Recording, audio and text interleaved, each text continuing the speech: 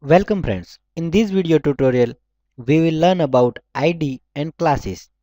So let's see first ID. ID is a selector which is used to specify a style for single and unique element.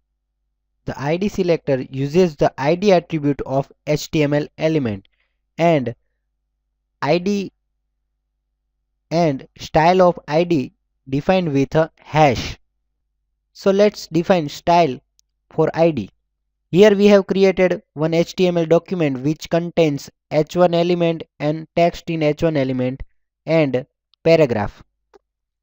We have given id to h1 is equal to head. Now I want to define style for this head id. So to define style for id, we have to write first hash, after that head id and curly braces. Now let's define style. I want to give color is equal to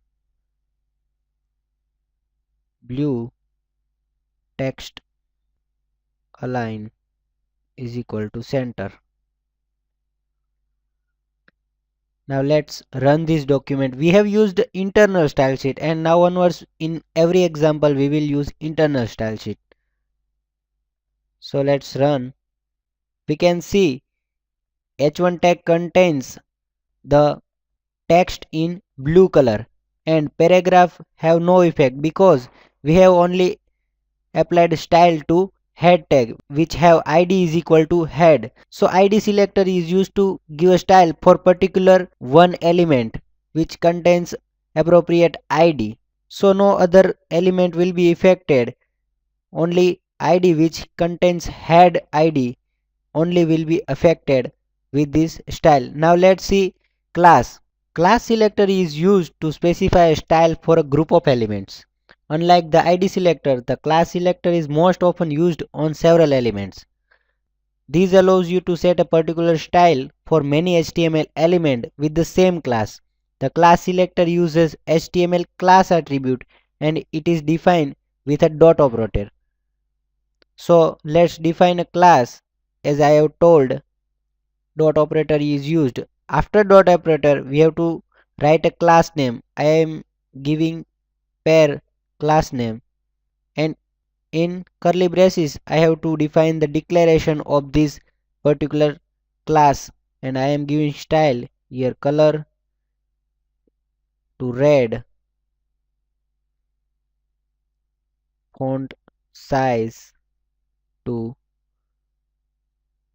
15. After declaring class, at a time of